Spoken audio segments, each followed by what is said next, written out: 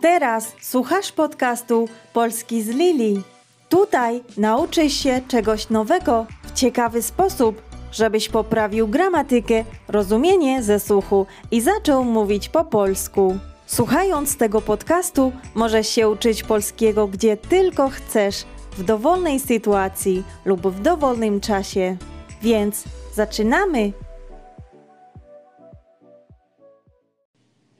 Mogę salmebit, როგორ ხართ? Jak się macie? Teraz słuchasz podcastu Polski z Lili, odcinek 6. Ახლა უსმენთ რიგით მე-6 გადაცემას. როგორ ხართ? იმედი მაქვს, რომ ყველაფერი კარგად არის, ყველანი კარგად ხართ. დღეს კვირა არ არის, მაგრამ მაინც წერ ამ გადაცემას, რადგან კვირა დღეს სამწუხაროდ ვერ მოვახერხე და ბოდიშს გიხდით. Przepraszam bardzo. გაცევის გამო ეს რამოდენიმე დღეა ხმა შემეცვალა და შეიძლება ცოტა დღესაც შემომრჩა, მაგრამ არ შეიმჩნიოთ. გადაწყვიტე გვიან ჩამეწერა და ეს კვირა არ ჩამეგდო. ჯობს გვიან ვიდრე არასდროსო. დიახ, ამ პრინციპს მიუყვები ზოგჯერ. მით უმეტეს მივიღე პატარა დატუქსოებით თქვენგან და აჰა ბატონო, აქ ვარ. მოკლედ, დღესაც გვექნება ტექსტის განხილვა, რომლის თემაც იქნება დისტანციური განათლება, ანუ ონლაინ სწავლა. ტექსტის მთავარი ლექსიკა კი იქნება წინადადებების მაკავშირებლები. ანუ რა არის ეს? ესაა ისეთი სიტყვები, როგორიცაა აი მაგალითად მაგრამ, როცა, ვფიქრობ რომ, რადგან, თუმცა, ამას გარდა და ასე შემდეგ. ეს სიტყვები ტექსტს, ასე ვთქვათ, კინძავს ერთ მთლიანობაში და უფრო თანმიმდევრულ შინაარსს აძლევს მას. აი წარმოიდგინეთ, რომ ამბობთ რამდენიმე ფრაზას ერთდროულად, ერთად. მაგალითად, ჩემი ძმა საქართველოში ცხოვრობს. ის მალე პოლონეთში ჩამოვა. მოსწონს ეს ქვეყანა. აი ახლა ჩვენ დავასახელეთ 3 ფრაზა. პირველი, ჩემი ძმა საქართველოში ცხოვრობს, მეორე, ის მალე პოლონეთში ჩამოვა და მესამე, მოსწონს ეს ქვეყანა. აი ახლა კი თუ ამ ფრაზებში გამოვიყენებთ წინადადებების მაკავშირებლებს, ეს ტექსტი გამოვა უფრო ერთიანი, გასაგები და დახვეწილი. აბა გამოვიყენოთ ეს მაკავშირებლები და აი ასე ჟღერს ჩვენი წინადადება. ჩემი ძმა საქართველოში ცხოვრობს, მაგრამ ის მალე ჩამოვა პოლონეთში. რადგან მოსწონს ეს ქვეყანა. აი როგორც ხედავთ, შემოვუერთეთ, ანუ გამოვიყენეთ სიტყვები მაგრამ და რადგან. იმედია გასაგებია. ახლა კი გადავიდეთ ჩვენს ტექსტზე, რომელშიც აი ეს სიტყვები იქნება გამოყენებული და დაინახავთ თუ მთლიანობაში როგორ გამოიყურება ეს მაკავშირებლები. ანუ მთლიანად პრაქტიკაში, მთლიან ტექსტში. ამ ტექსტში, როგორც გითხარით, ის ეხება დისტანციურ განათლებას და მასში იქნება დაფიქსირებული ანიას, ჩვენი უცვლელი პერსონაჟის მოსაზრება აი ამ თემასთან დაკავშირებით. მე როგორც ყოველთვის შეგახსენებთ, რომ შეგიძლიათ გადმოწეროთ დღევანდელ გადაცემაში გამოყენებული ტექსტი თარგმანით ქართულ ენაზე და ასევე ლექსიკონით.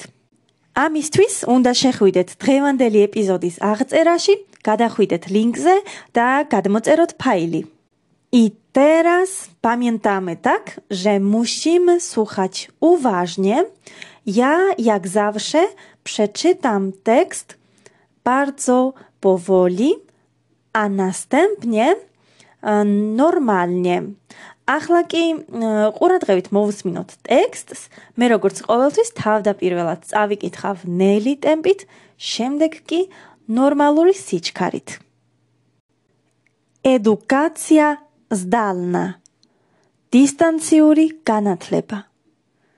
Co to jest edukacja zdalna? To sposób nauki na odległość.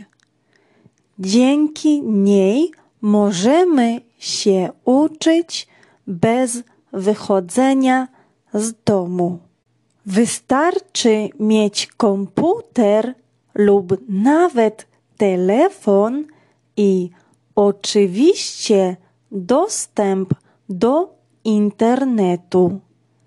Taki sposób nauki ostatnio jest coraz bardziej popularny.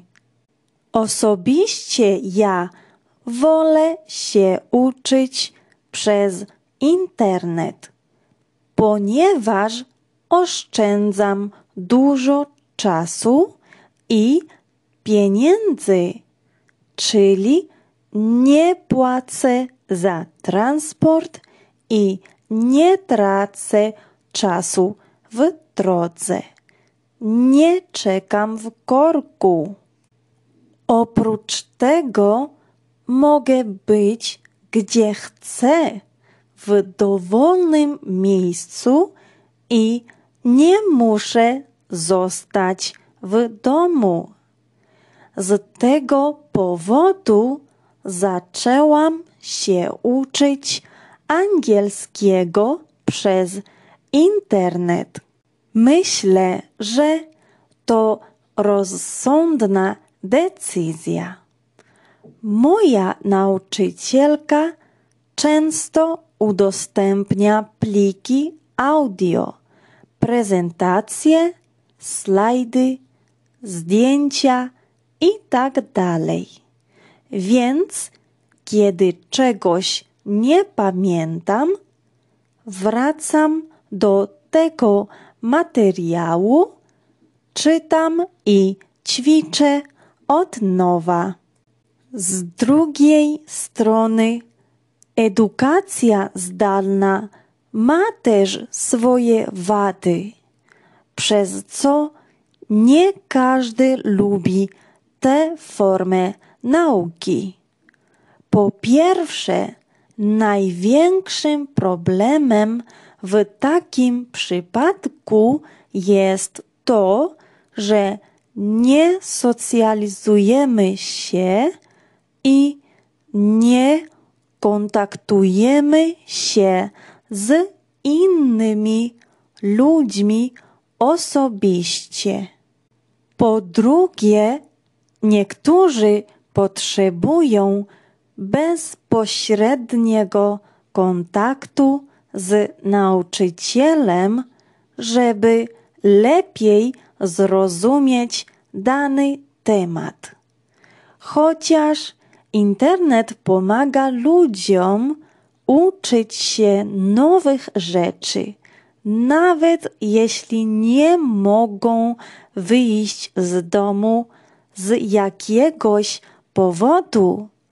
Dlatego uważam, że każdy powinien wybrać to, co dla niego lepsze. Aj, ase გამოიყურება ჩვენი ტექსტი. Tak wygląda nasz tekst. Ახლა, სანამ გადავალ ნორმალური ტემპით წაკითხვაზე, მოდით განვიხილოთ თითოეული დღევანდელი მთავარი ლექსიკის სიტყვები. თუ რა გამოვიყენე და როგორი თარგმნება ისინი. რა თქმა უნდა, დღევანდელი გაკვეთილის კონსპექტში გექნებათ მოცემული ეს სიტყვები პატარა ლექსიკონის სახით, თუმცა ახლა განვავრცობ მათ და სხვა მაგალითებსაც მოვიყვან, თუ როგორ შეგიძლიათ გამოიყენოთ ეს სიტყვები. და პირველი მაკავშირებელი სიტყვა, რომელიც გამოვიყენე აი ამ ტექსტში, არის osobiście, რაც ნიშნავს პირადად. და აი ამ ტექსტში ასეთ ფრაზას ვხვდებით. Osobiście ja wolę się uczyć przez internet. ანუ პირადად მე მირჩევნიაო რომ ვისწავლო ინტერნეტითო. ხოლო შემდეგი სიტყვა, რაც გამოვიყენეთ აი ამ ტექსტში იყო ponieważ. Ponieważ ნიშნავს რადგან. და აი ამ ტექსტში იყო ესეთი ფრაზა. Ponieważ oszczędzam dużo czasu. რადგან ვზოგავ ბევრ დროს. ხო, აი თქვენ თვითონაც თარგმანს როცა ნახავთ, ვინც ბოლომდე ვერ გაიგეთ, ხო? ან ვინც უკვე იცით, ამბობს რომ იმიტომ რომ wzogав ბევრ დროს, ponieważ oszczędzam dużo czasu. ესე იგი, აი ამ მიზეზის გამო ანიას ურჩევნია, რომ ონლაინ ისწავლოს. ხოლო შემიძლია ასევე სხვა მაგალითიც მოვიყვანო. მოდით მოვიყვანოთ ისეთი მაგალითი, რომელიც არ არის ნახსენები ტექსტში. აი მაგალითად ესეთი უბრალო მაგალითი. Nie będę jutro w pracy. არ ვიქნები ხვალ სამსახურში, ponieważ jestem chora. მაგალითად, ხო? რადგან ponieważ ვარ ავად. ესე იგი, nie będę jutro w pracy, ponieważ jestem chora. აი ეს არის თარგმანი, არ ვიქნები ხვალ სამსახურში, რადგან ვარ ავად. შემდეგი მაკავშირებელი სიტყვა არის ჩილი, ნიშნავს ანუ და აი დააკვირდით მაგარი ი უნდა გამოვიყენოთ. ანუ ჩილი და არა ჩილი, ხო? და აი ამ ტექსტში ასეთი ფრაზით არის მოხსენიებული, მოწოდებული. Czyli nie płacę za transport i nie tracę czasu w drodze. ანუ არ ვიხდიო ტრანსპორტში ფულსო და არ ვკარგავ გზაში დროსო. როგორც ვიცით, აი ეს სიტყვა თვითონ ანუ გამოიყენება ჩვენს მიერ გამოთქმული მოსაზრების სხვა სიტყვებით გადმოსაცემად.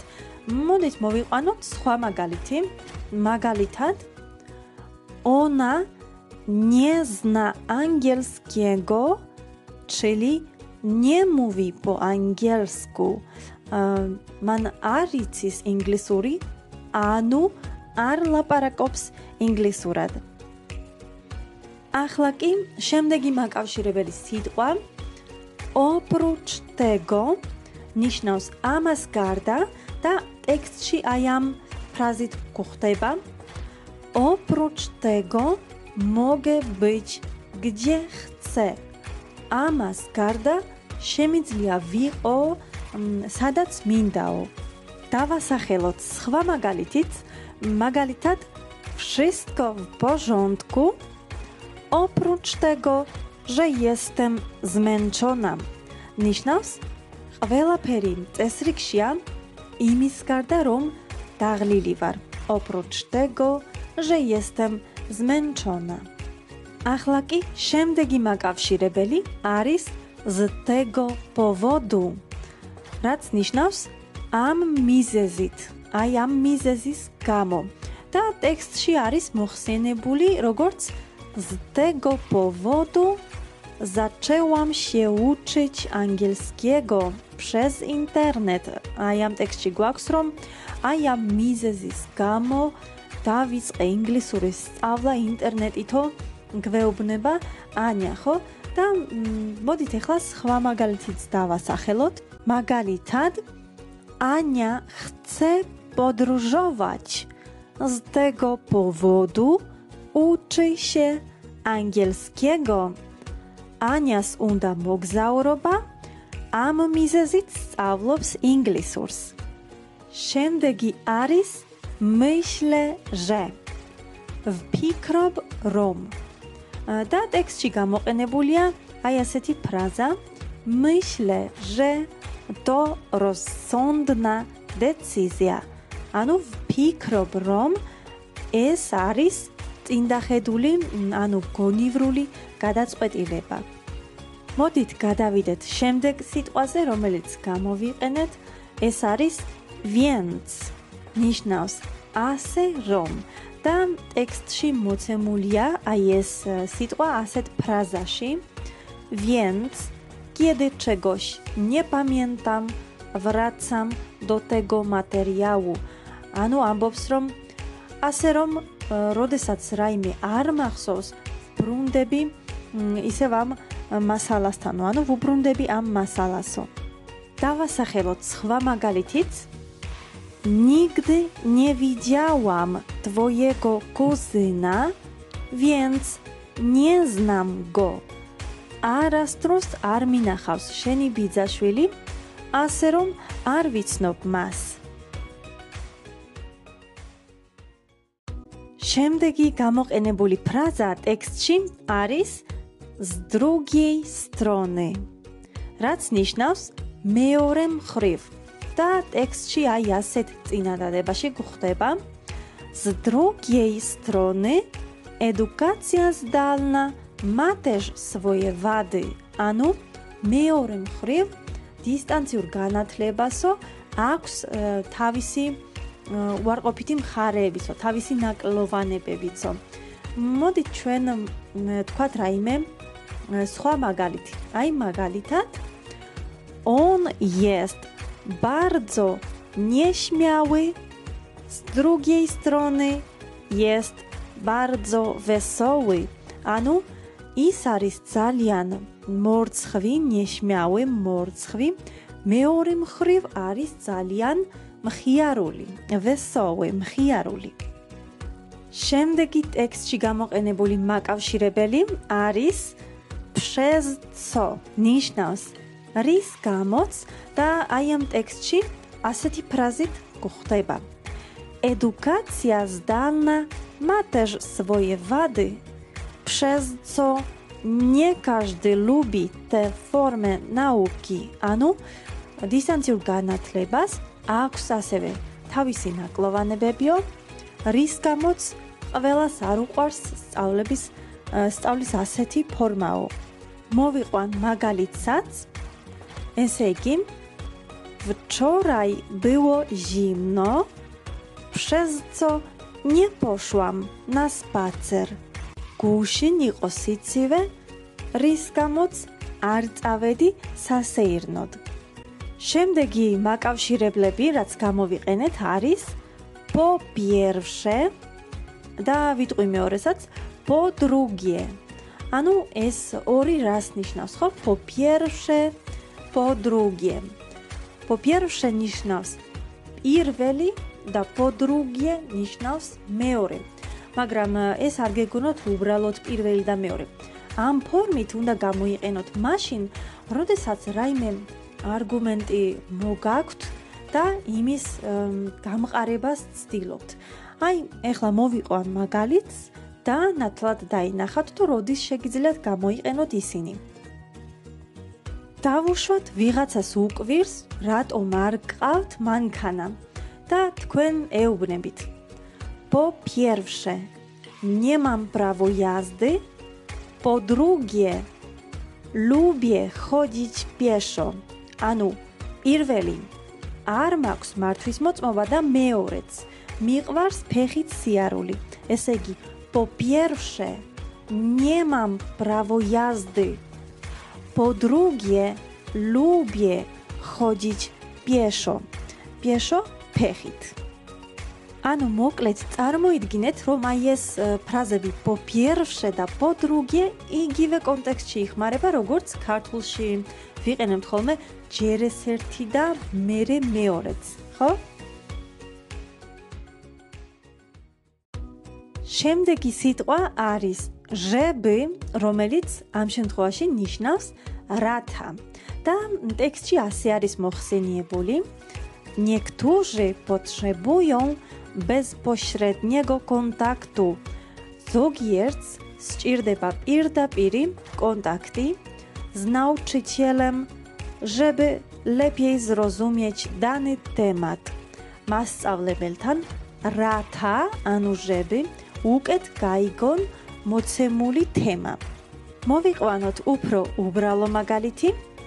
Pracuję dużo, żeby kupić nowy samochód. Wmuszał ბევრს, რათა ვიყიდო ახალი მანქანა. შემდეგი სიტყვა არის ხოჩაჟ, რომელიც ნიშნავს თუმცა.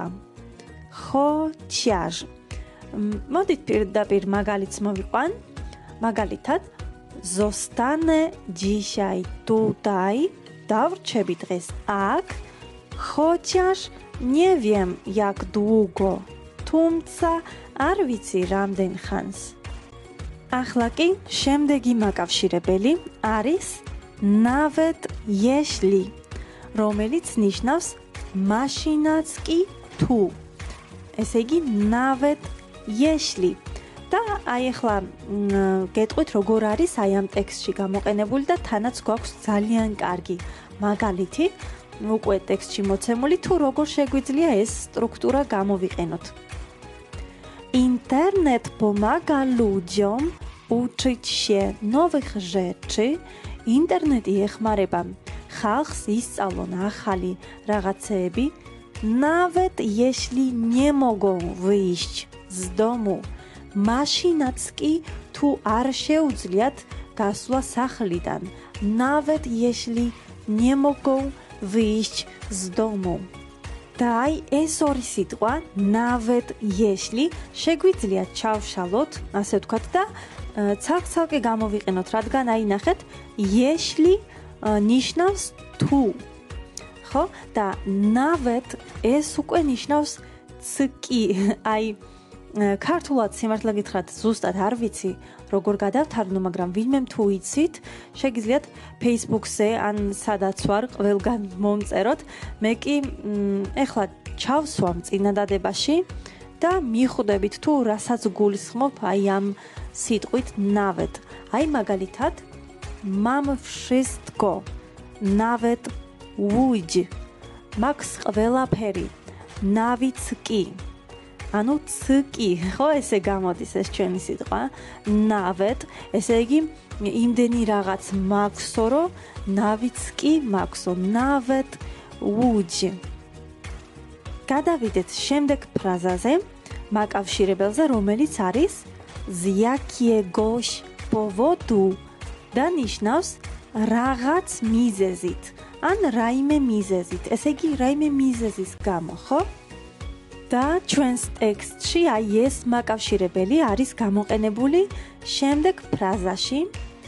Nawet jeśli nie mogą wyjść z domu z jakiegoś powodu, ანუ მაშინაც კი თუ არ შეუძლიათ გასვლა სახლიდან რაიმე მიზეზით. Nawet jeśli nie mogą wyjść, maszynაც კი თუ არ შეუძლიათ გასვლა z domu z jakiegoś powodu, სახლიდან რაიმე მიზეზით, რაღაც მიზეზით. მოვიყვანოთ მაგალითი. Ona z jakiegoś powodu jest na mnie zła. ის რაღაც მიზეზით არის ჩემზე გაბრაზებული. ანუ არ ვიცი რა ხდება, ხო, აი რაღაც მიზეზით არის და არ მაქვს ეს მიზეზი არ არის ჩემთვის ცნობილი. Z jakiegoś powodu. რაღაც მიზეზით, ანუ რაღაცის გამო. შემდეგი მაკავშირებელი არის dlatego, რომელიც ნიშნავს ამიტომ, ან ამიტომაც და შემდეგსაც ვიტყვი, რომელიც გამოყენებულია ერთ წინადადებაში, ეს ორივე dlatego და uważam, że, რომელიც ნიშნავს ვთვლი რომ, uważam, że. და ეს ორივე ერთად დაგისახელეთ, რადგან ერთ ფრაზაში არის გამოყენებული. აი, ეხლავე წაგიკითხავთ და მიხვდებით თუ როგორ არის ისინი ერთად მოცემული. ესე იგი, dlatego uważam, że każdy powinien wybrać to, co dla niego lepsze. ამიტომაც ვთვლი რომ თითოეულმა უნდა აირჩიოსო, რაც მისთვის უკეთესიაო. ესე იგი, dlatego uważam, że ნიშნავს ამიტომაც ვთვლი რომ. აი ეს იყო ამ ტექსტში გამოყენებული ბოლო მაკავშირებელი. ახლა კი შეგვიძლია გადავიდეთ ტექსტის წაკითხვაზე უკვე ნორმალური სიჩქარით და მოვუსმინოთ ყურადღებით. Edukacja zdalna. Co to jest edukacja zdalna? To sposób nauki na odległość. Dzięki niej możemy się uczyć bez wychodzenia z domu. Wystarczy mieć komputer lub telefon i oczywiście dostęp do internetu. Taki sposób nauki ostatnio jest coraz bardziej popularny. Osobiście ja wolę się uczyć przez internet, ponieważ oszczędzam dużo czasu i pieniędzy, czyli nie płacę za transport i nie tracę czasu w drodze, nie czekam w korku. Oprócz tego mogę być gdzie chcę, w dowolnym miejscu i nie muszę zostać w domu. Z tego powodu zaczęłam się uczyć angielskiego przez internet. Myślę, że to rozsądna decyzja. Moja nauczycielka często udostępnia pliki audio, prezentacje, slajdy, zdjęcia itd. Więc kiedy czegoś nie pamiętam, wracam do tego materiału, czytam i ćwiczę od nowa. Z drugiej strony edukacja zdalna ma też swoje wady, przez co nie każdy lubi tę formę nauki. Po pierwsze, największym problemem w takim przypadku jest to, że nie socjalizujemy się i nie kontaktujemy się z innymi ludźmi osobiście. Po drugie, niektórzy potrzebują bezpośredniego kontaktu z nauczycielem, żeby lepiej zrozumieć dany temat. Chociaż internet pomaga ludziom uczyć się nowych rzeczy, nawet jeśli nie mogą wyjść z domu z jakiegoś powodu. Dlatego uważam, że każdy powinien wybrać to, co dla niego lepsze. დღეისათვის სულ ეს იყო. იმედია ბევრი რამ ისწავლეთ, არ დაგავიწყდეთ თუ ჯერ კიდევ არ გამოგიწერიათ ჩემი YouTube არხი. ძალიან გამახარებთ თუ გამოიწერთ, იქ დაგხვდებათ კიდევ სხვა ვრცელი გაკვეთილები და ასევე გამომყევით Facebook-ზე და TikTok-ზე. თუ ეს გადაცემაც მოგწონთ და მისგან ახალ რამებს სწავლობთ, გთხოვთ აქვე დამიწეროთ შეფასება ვარსკვლავების სახით. მე წარმატებულ და მშვიდობიან დღეს გისურვებთ. Do usłyszenia!